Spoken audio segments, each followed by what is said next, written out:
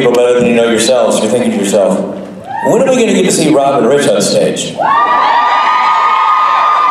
Because we haven't gotten enough of them. I know. Anywho, Rob, oh, you're back. I thought you left. I did. I had second thoughts. Remember when you quit the band yesterday? That was weird. That's fun. That was weird. So we came out and played. We had Rob told us to play this Judas Priest song for Misha, and so we played it. Is breaking the law? Yeah. Misha Collins. You know, we're gonna do this whole thing. And then Rob. And nobody told me. Well, you forgot about the part that nobody told the lead singer of the band. That's what we're doing. Here's the thing. Then, okay, yes, but I'm going to say yeah. Hi. Hi.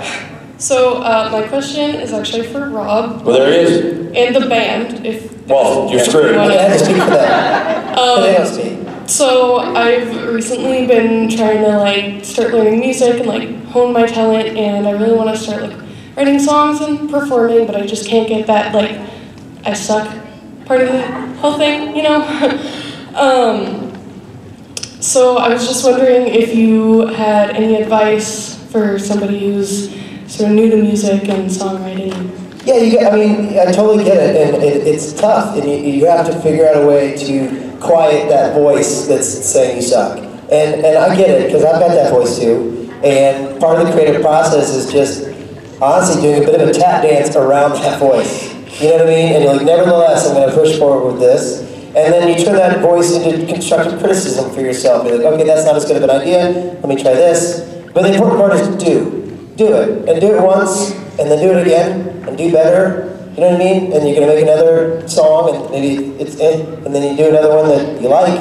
But just create. And it's so, now you have access to things I didn't have access when I started writing songs, and, you know, just through, you know, GarageBand on Apple, you know, it makes it easy to actually lay a track down. So my advice would just be to do, and to know that anything you create is going to be beautiful because you created it. It just is. And if someone says hey, that's not good, that's just their opinion. It's nothing to do with you or the fact that you're creating and doing this from your heart. That's all you got to do. Just keep doing it. And know that it is good and you don't suck. Thank you.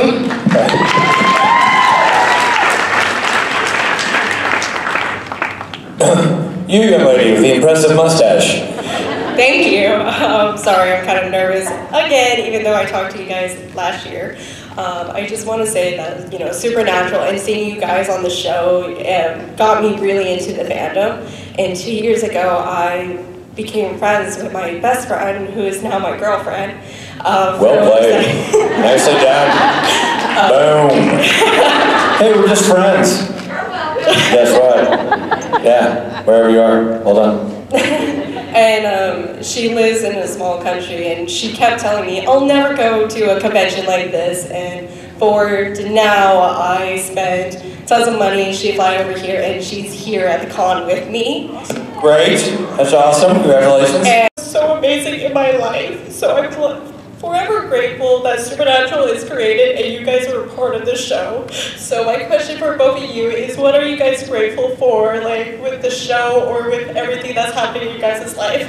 That's a great question. Hey, congratulations. That's awesome. I think I can genuinely say that I think one of the things I'm grateful for is the same thing you're grateful for, is the relationships the show has brought me. I consider, obviously Rob and I are great friends, our families are great friends, but for the fact that we had been joined on this show, on this convention circuit, not even the show, that wouldn't have happened. I consider a lot of these people who are involved in this convention circuit some of my closest friends, and we keep in touch like that. We know each other's families, and we have very close relationships. And that also goes to the crew, and that is very unique. And I think people get numb to the idea because actors come on stage and go, our crew's like a family. And every convention you go to, actors are like, no, we're great friends, it's like a family. And maybe that's true. But I've been doing this for a long time, and I've worked on a lot of shows. And I've done a lot of shows more than I've done Supernatural. 5 episodes is not a lot of TV to work on for a show. And yet, in spite of that, I have very close relationships with the crew, very close relationships with the majority of the cast, And that's unique. And so I feel very fortunate to have stumbled into a job that led to a complete shift in my friend group and my social circle, and has expanded to be a lot of great men and women that I otherwise would not have met. So I have the same, I'm getting the same gift from it that you are, just in the form of different people. Babo? Yeah, I mean, my answer is very similar. And first of all, I'm so happy for you, and that's awesome. And I'm inspired by that so much, you know. And we have the same thing, and the bonds we made with each other, the bonds we made with you guys. I can't put into words what the emotions that I've had doing the Saturday Night Special thing are for me personally. It doesn't feel like a performance. It feels like I'm literally like just throwing my heart at you and you're catching it gently. And the whole thing has been, these guys saved my life, literally. So it's been life-changing for me. I'm more than grateful. I feel lucky, too. You know, I think there's something interesting about the supernatural fandom and conventions, because we do this, and of course, it's a chance for you to see Jared, Vincent, and Misha, and it's a chance for you to see the other actors you like from the show, and that's awesome. And it's a business model for people who run the convention, and it's a lot of sort of cold elements if you think about what it is, but when it comes together in the form of the Supernatural Convention Circuit, it becomes something very alive and warm, and it's unique. And I've always said Chris Schmelke and Rob and the band and Jared and Jensen and Misha and Ruth and Elena and Brianna and Kim, we all sit around and go, we know that we stumbled into lightning in a bottle in terms of a show that's staying on the air for 13 years, in terms of a show that embraces characters that combined haven't done 20 episodes, in terms of a show that has created a fandom that creates its own social network with each other. We understand that we don't understand how this happened. We understand that one can't fake it, one can't emulate it, and one can't recreate it. We understand that the conventions have become a thing of their own, an entertainment source that is bigger than what a convention should be or has to be. We understand this, and we revel in it and enjoy it, and it makes me proud to know that when this all folds up and we're all done, and we don't get together anymore, we don't do conventions anymore, that we will all, you, me, them, and people who've gone to other cities, will look back and go, shit, that was cool. Thank you. You're welcome. Cass, like your character God, when Cass had a lot of faith in God because, you know, like he wanted to find his dad and stuff, but then he lost the faith because he never answered. And then like when you came back in season 11, you guys never had like an actual conversation. And I was wondering what you were thinking. Like, do you think your character would like want to have a conversation with Cass and like how that conversation would go down? Yeah, I mean, I'm bummed that I got to actually I got to have a scene with Misha, and he actually wasn't Cass. Yeah, of course I'd sit down and have a conversation with him. I'm sure he's got a beef with me, like a lot of people do.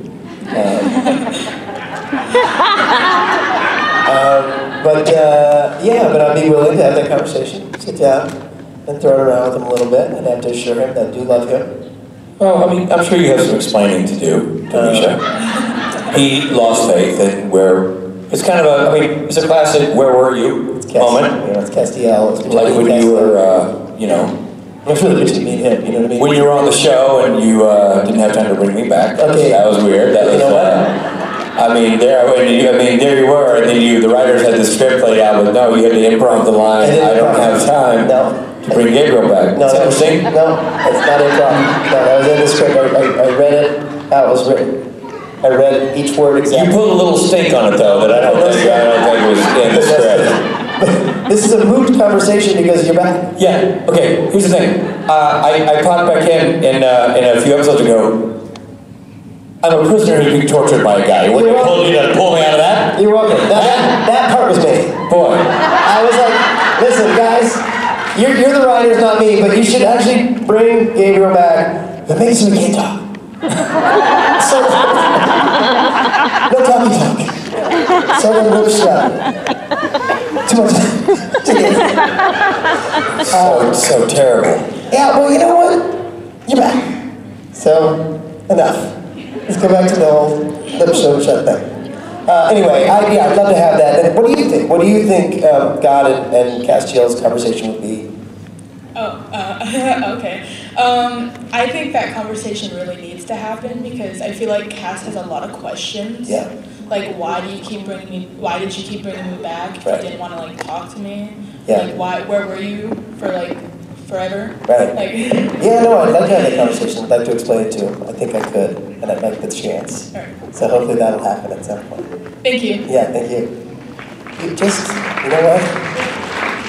Oh boy, to be a fly on the wall at that bullshit session, I'm telling you.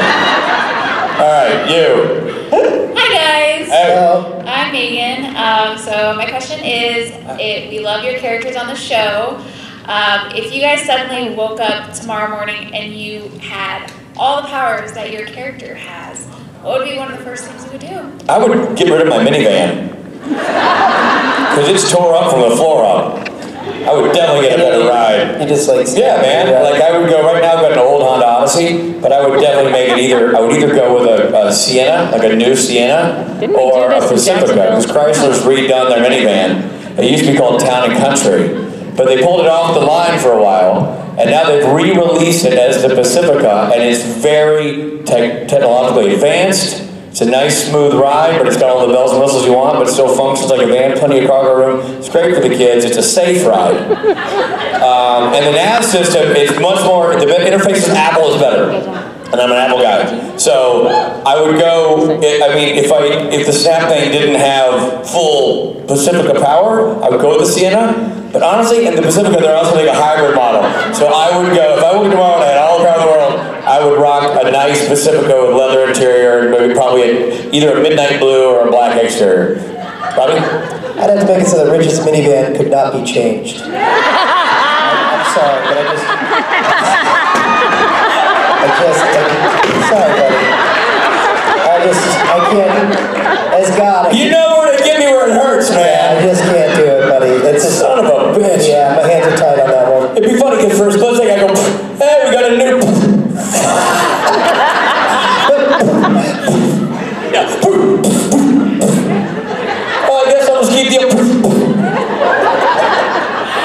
Anyway, but we'll go over here, go to the grocery store. Well, I hope the good people at Chrysler who, see this video, because I'm sure they watch our conventions obsessively, decided to upgrade me to a quality van. I hope they leave you out of that email chain. I hope you're...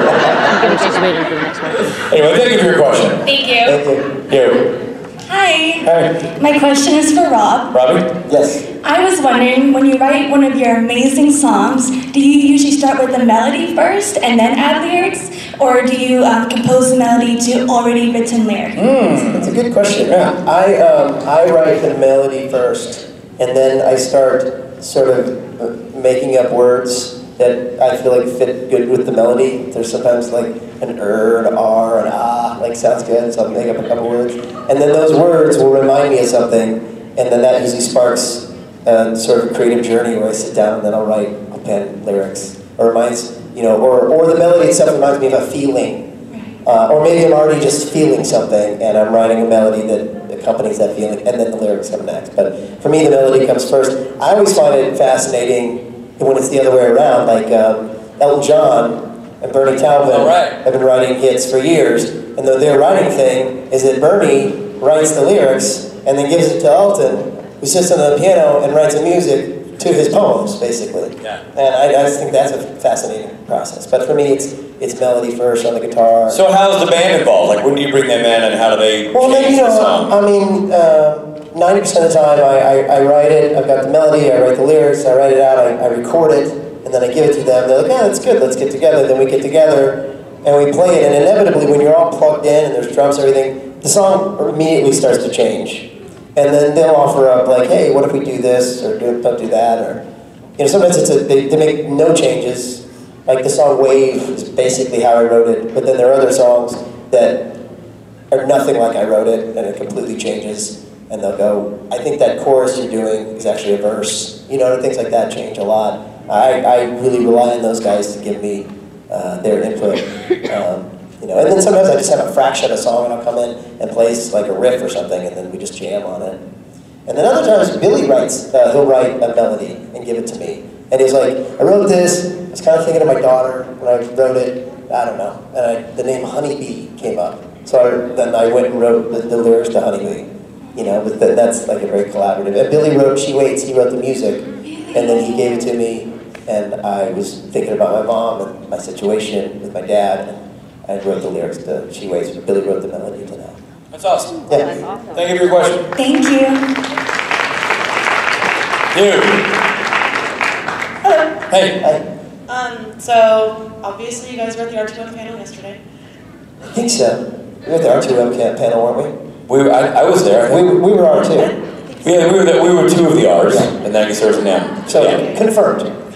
Matt mentioned that he was interested in directing, so would you let him direct season 2 of Kings of Con? No. We got a real tight list there. It's tough. You know, Absolutely not. I don't want Matt's beautiful hands anywhere near. Yeah, no. He'd make it all hot and sexy. We like to be unsexy. Everything will be very ab-centric, and I'm not sure we're ready for that kind of... Can I get the ad filter on the lens? There's no ad filter, Matt. There's no... Well, there should be. I need more comment in this shot. Oh, wait, that's me. Hold on. But thank you for... But absolutely not. Never. Over my dead body. But thank you for your question. You. Hi, Rob. Hi, Rich. Hey. This is for both of you. Alright. I don't know if you've noticed, but there's been something missing from the Supernatural circuit since 2018 started, and inquiring minds would like to know what happened to the dead trees. They came to life. They started growing leaves and sprouting, and that kind of birth and life has no place on a supernatural stage, so we hit the whole thing. But we put our foot down, we said, fine. Take the trees, take the foliage, be done with that. But you keep your dirty mitts off our lectern. Don't you touch that lectern. Because one of these days, my dream of owning a successful Amway chain is going to come to life. And I will be here selling your products that you really can't live without, especially this coming holiday season. I love how many of the actors really use this. You know, Oh, it's a mainstay. I don't know, if you're in the hotel business, you must get a bump if you keep the lantern on the stage. I don't get that, it doesn't make any sense. Everywhere we go. Yeah, I don't know. But it's a great way to remind ourselves of where we are. Yeah, certainly. Yeah, no, the dead trees, they ran for their lives. They're free now. Well, we're so proud of them. Well, we're just happy that there's no more, like, issue of maybe a fire. You know what I mean? Dead on the dead foliage. Yeah, there's a lot of things wrong with the dead foliage. The lack of theme, the Spanish moss theme, the tombstones. It was an ominous, creepy sort of vibe. And I like the ominous and creepy to come from us, not from the props. Thank you. Thank you. You. Hi guys. Hello. My name's Brianna, just in case you didn't know. After SNS, we were watching Kings of Con till like 3:30 in the morning, and Just last night? Yeah. That's so sweet. Well, this morning technically. Yeah. I think it was a placebo episode. I noticed something that I didn't notice before. Rob left the circuit for a little bit, and I was wondering why. Like, was there too much pressure on you where you're just like, I'm too great, I don't need to come? Wait, I'm totally lost. So it's There was a line in the placebo episode. I think there was a line that said Rob had to quit the circuit for a period of time. In the Halloween episode? I feel like it was in Or maybe we watched that too. pilot. The placebo episode is where It might have been the Halloween too. in the bar. I don't remember in that, but in the first episode you say something about... Yeah, you're trying to quit the circuit because you want out, but I don't remember. Oh, it's in the one where we get married. Right? You say, it was during that period where you left the circuit, and I went and got the lower back tattoo. Oh yeah, we were sort of following up on the pilot idea when Rob was having marital problems and he had sort of taken a knee and... But yeah, the idea too is that in the past, at some point, Rob left the cigarette for a year or so, and that's when Rich drags him back in. And Rich, that was the point where Rich was drinking a lot, and he got a lower back tattoo in prison script that said "dick." That happened at that point, and that was taken from a kind of a factual thing, which is that early on, I did a few of the conventions, and then I didn't do them for like a year, And then during that year, around 2010, is when Rich and Matt started the karaoke. And then I came back in. And it's actually, the tattoo part is fictional. It's Matt who has dick tattooed across his logo. And that's the real in it. That's the story. Okay, thank you. You. Hello. On your song Fair, the lyrics are credited to Jensen and Robin. How did that come about? Right, so we have a song off our new The Loud and Swain record, No Time Like the Present, and the song is Fair, yes. And when I wrote that song, I was in Vancouver shooting season 11, and I was hanging out in Jensen's trailer, and Jensen and Robin, who does props on Supernatural, we were all just hanging there, and we were just having a conversation, whatever, playing a little music, and they got called to set, and I wasn't in the scene, the setup. And so they said, Robin was like, you should write a song. And Jensen was like, we're gonna go to set, I'm gonna come back, I want a song. And they left. And then, so I was like, shit, I'm on. Come on, Rob, think. B minor, A sharp. Fingers don't let me down. So anyway, I started writing a song, and I wrote that, and I wrote like a verse and a chorus of that song. And they came back maybe 40 minutes later, and they're like, well, it's your. I was like, I got it. So I played on the first verse and chorus of that song. He's like, I love it. And he got on the cajon, he's got a little cajon in his trailer, and started playing, and then we wrote the rest of the song together. So he helped me write the second verse and the second chorus and on through. And I was like, this is a song. And we recorded, there's a great recording. Mark Shepard came in, and Shepard took the cajon, and Jensen's playing, I think Jensen's also playing a guitar, I'm playing guitar, and the... Robin was filming it. Yeah, the first camera. Oh, Brad? Yeah, Brad Creaser's filming it. Oh. Yeah, and we're singing that song. So I bring it back to the band, and I'm like, I wrote the song with Jensen, what do you think? And the band liked it, which is always, there's always a chance the band goes like, not so much. But they were like, they liked it. And then Billy sort of added his sort of Billy thing to the song, which is that cool, there's a cool riff that Billy does at the beginning. Anyway, so, and that became the song. There it is. Thank you. Yeah. Thank you. You. Hi. Hi. I'm Heather. Heather. And I was on the bus tour with Rob on Thursday. Right. And he said that the real reason why you weren't there and you weren't there Friday was because you hated Seattle. I hate it. And I was wondering, why do you hate Seattle? I'm a Bellevue guy. I've been a Bellevue guy. I just feel like, there's Portland, there's Vancouver. Do we need Seattle? I mean, that's always my thought. They gave life to Starbucks, which, like a fungus, has spread all over everywhere.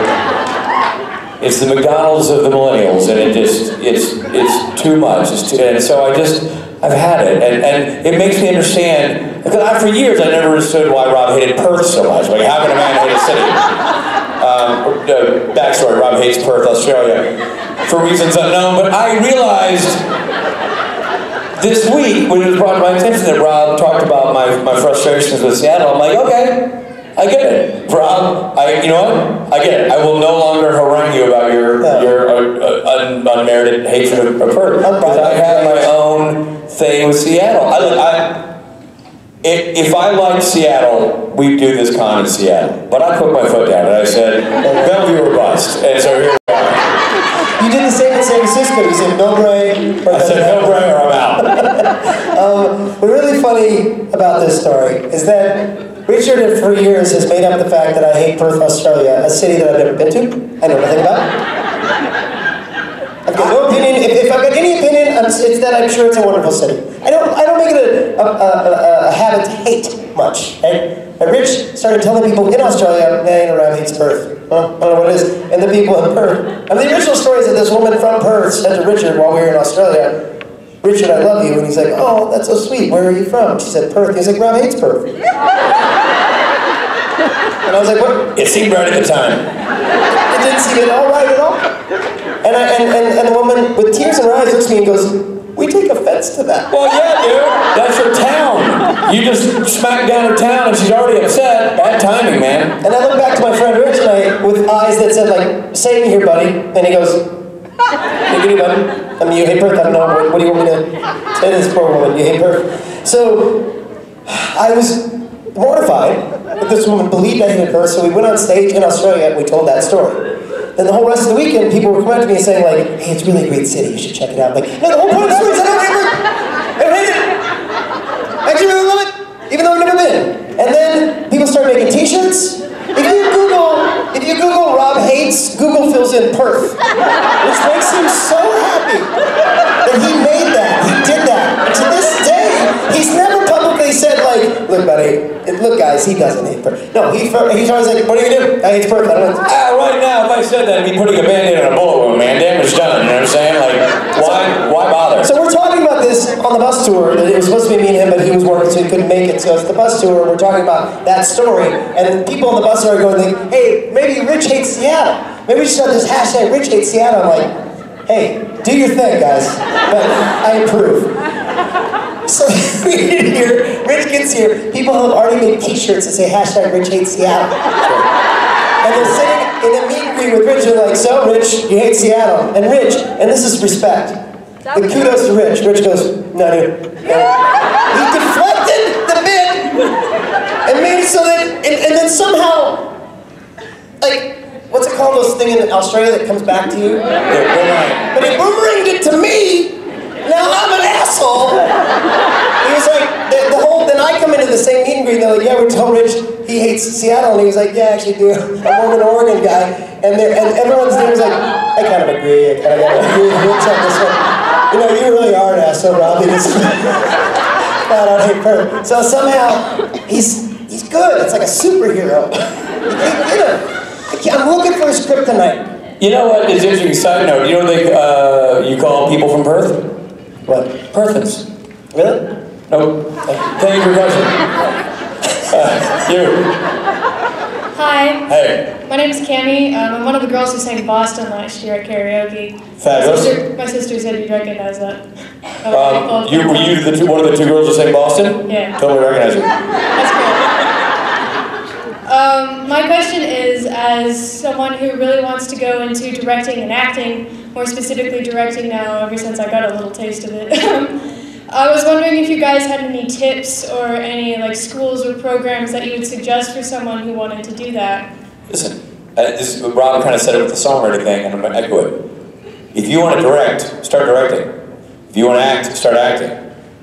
You can do it if you go to school and you have a program at your high school or your college, that's great. If you don't, that's also fine. If you don't have the money to go to the schools, that's fine. You can direct, you can shoot your movies. Everybody who wants to pursue media as an art form has access to things that did not exist when I was going to school. Your phone has more power and can shoot better video than anything that existed at my university. You want to tell a story, you want to direct, you have the software, you have the phone, start telling stories. Start posting it online, or not if you're not proud of it. But you have an audience, you have a way to show it, you have people you can show it to and get feedback from. So my thing is, you can study, which is important. I think study is important, and I went to theater school and valued that experience. But I think more importantly, I didn't go to school for directing. I went to school for acting. As a director, I've learned to direct by watching directors, and I've learned to direct by directing my own stuff. And Rob's produced and written his own stuff, and as an actor, not just a songwriter. And you learn by doing. You truly do. Get a job as a PA on a set. Be around the industry. Be around the people who do what you want to do. See how they do it, and start finding your own way to do it. But there's always a conversation about people who want to do things. The things that separate the people who want to do things from the people who end up doing it for a living is the decision to take the leap and do it. So if you want to direct, stop texting, stop tweeting, and start shooting. My guys.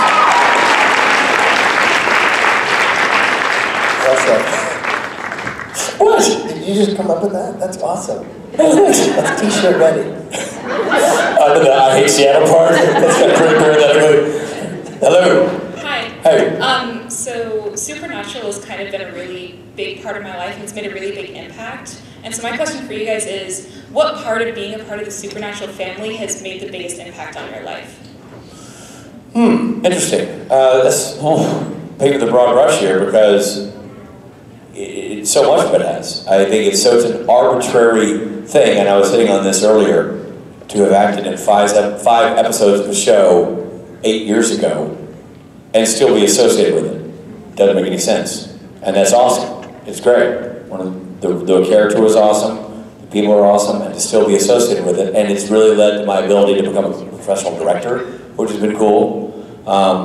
It's led to Rob and myself creating our own series about the world that we inhabit now, conventions, which has been awesome. It's enabled me, so this is my part, and Rob will answer for himself, but it's enabled me to rekindle my love of music and come up here and play bass with an A-level band every Saturday night, which is like, I'm a kid in a candy store doing that.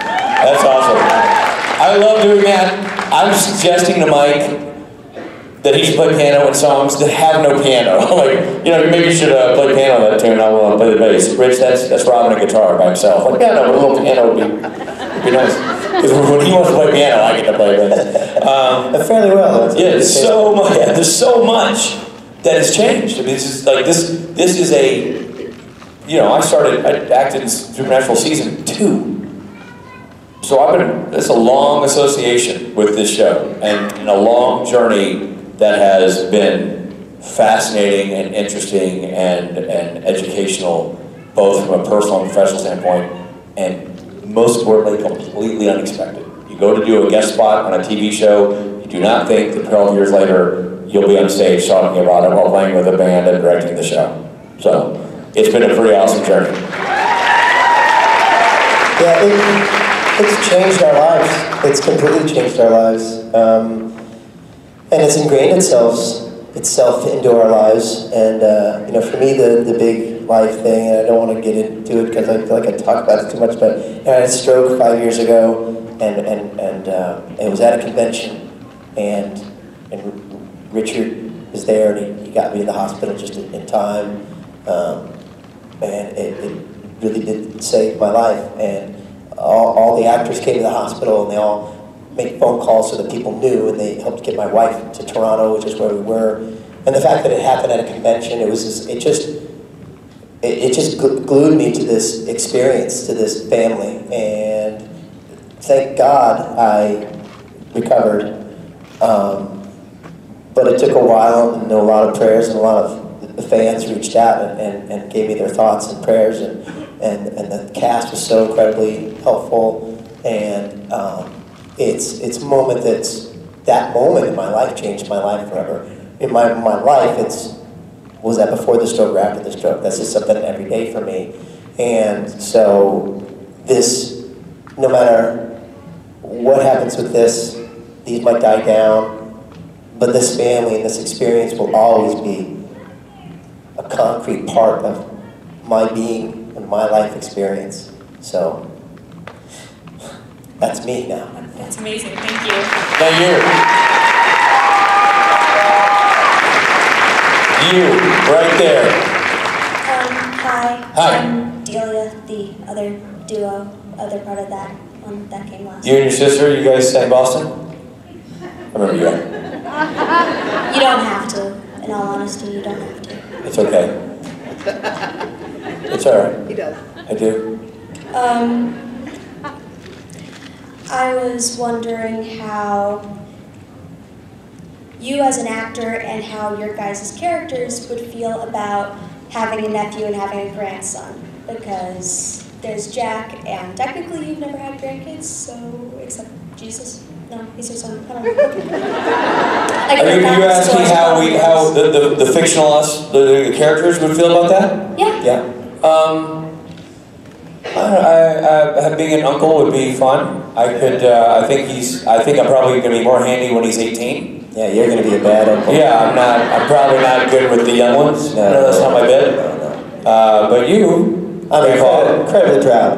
Yeah. Can't wait to play catch with him. Take him to a baseball game. And just sit him on my knee and, even though he's like 20. when eventually we'd like to have God meet Jack, and when that happens, and you want him to take these baseball games, you're gonna want to take him to the park. You're gonna wish you hadn't made fun of the Chrysler Pacifica, because that could have gotten you there in comfort and style with all the technological bells and whistles. But no, you had to be a beehole and make fun of it, so you will be doing whatever God does, not a Pacifica. Hey, and let me tell you something. What? I mean this in all honesty. That's the fucking rad part about being God. Because I can just fucking, boom, baseball game. No car ride necessary. Well, you're missing out on the whole journey, man. What about the talking in the car, the connecting, the playing him the music on the, by the way, the speaker system in the Pacifica. Yeah, tight schedule, you know what I mean? I don't have tons of time. My grandpa's a little low on time. That's weird. I appreciate your thought. I feel like maybe Jack is better just not knowing his grandfather at this point. No, me and Jack would be great. What I think is funny about it is what I want to do is like sit on my knee and, you know, little rugrat, play catch and all those things. I think in real life he's taller than me. It would be awkward. You know what I mean? That shouldn't stop you. And like he sits on my knee and the chair falls over. Thank you for your question. You. Hi. Hi. My name is Michelle. Nice Michelle. to meet you. So this is my first convention. Sorry if this has been asked before. I was just wondering, when you were first introduced to your characters, did you like know that Chuck was God and that Gabriel was an angel? And if so, like what was your reactions when you found out, and how did that affect how you portrayed those characters?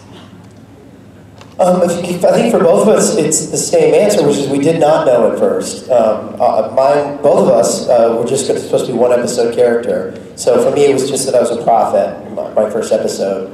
I didn't know the extent of what I was until the end of season 5, when it's Swan Song, where you sort of narrate the episode, and then I come wearing white at the end, and then I disappear, and I didn't quite know what that meant when I read the script, and then Eric Kripke, the creator, called me and was like, hey, so you're God. And I was like, I'm what? Oh, what did I miss? And, but that was his idea at that point, that I was God, but he didn't want to really say it.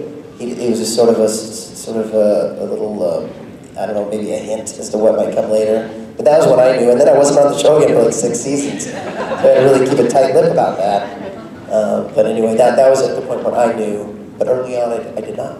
Yeah, I didn't know. I was just doing one episode as the trickster, until it turns out the trickster wasn't the trickster was Gabriel. And I found that out by reading the script when they sent it to me. So no, I didn't know. And I'm not sure the writers knew either. I think they...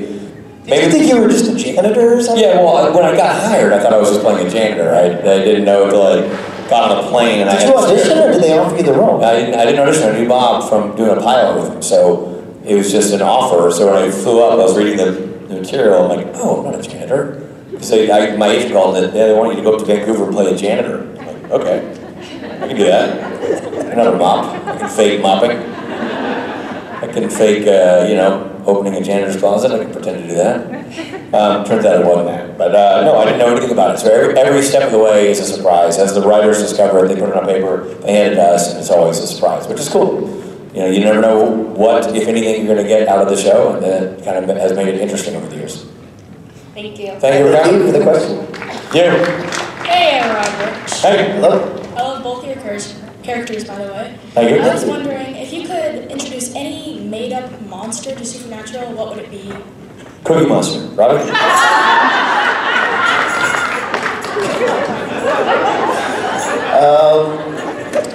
Any made-up monster? Yeah. I guess that's obviously not a made-up monster. It's a real monster. Cookie Monster? Mm-hmm. Yeah, but I would cast him to play a different monster. Oh, I see. I would go with one of the monsters. What role am I playing? Okay. Where's my trailer? Right, that's a great Cookie Monster. I did not know that Cookie Monster was in your repertoire. When they say, hey, Cookie Monster, you need to put your name on the contract here. How do you spell it? Well, C is for Cookie, good enough for me. O is not for Cookie, but that's the next letter. That's not the word. O is the next letter, and that's all she wrote. K-I-E is my first name. That's not the lyrics. My last name is Monster. No, not at all. That's not the lyrics at all. Say it. Be great if Cookie Monster, like Cookie Monster might be able to do accents. And the Cookie Monster could go and do a different monster, it'd be cool. I cast Richard as the Cookie Monster, as the monster of the episode. That would be my... So you must be Dean, and you must be Sam. Right, like I feel like there's a noise in the closet. What is it? Cookie! Thank you for your question. All right, last question. Last question, the last question of the day. I'm totally okay with that, first off. My question is, what was it like leaving home for the first time as adults, and how did it affect you and your parents? And how did you make it a little easier on yourself? Because I moved away to college and I'm still trying to adjust. I'm still trying to get out of there. I live with my parents, and they're good people. I live in the basement, Robert Dick, they're wonderful landlords. Soon, we hope soon. But eventually I'll get out of the house, and when I do, you know, I'm gonna get a nice place with a minivan. Something from the Chrysler family. Nope, didn't see her door. Rich and I both went to college, and that was our getting out of the house thing. And then after college, we stayed out. So I left home at 18. I never back. I didn't have a hard time with the adjustment because I was ready to scoot. But college was hopefully that's helpful. College was the adjustment for us. Yeah. It was 4 years of, oh my God, what have I done? What am I doing? Oh my God, you're cool people. Hey, I like you. And then home, oh, that's way back there. It was kind of like that kind of thing. You know, college was the sort of passageway to then get to life. Right. For us. I definitely understand that because my fiance lives down the street from me. There you go. Well, we're glad we finally got out. Yep. And then soon we hope Steve Norton will be able to get out of his parents' house, and then God willing. Ladies and gentlemen. Thank you. Thank you. On the heels of that unhelpful answer, this is not just the end of our panel, it's the end of our time on stage. It has been a delight to be here in Bellevue, Washington, with you fine people, and even you people who aren't so fine. It's been tolerable. And we now sing the song that we sing at the end of every convention. You know it, you love it. Sing it with us for you. Here we go. It's the end of the con as we know it. It's the end of the con as we know it. It's the end of the con as we know it. So go home. Yeah. It's the end of the con as we know it. It's the end of the con as we know it. It's the end of the con as we know it. So go home. Thank you, good people. Our values are on stage. On behalf of Michael Mora, Billy Moran, Steve Norton, that's Rob Benedict, I'm Gwen Spain. Goodbye and good night.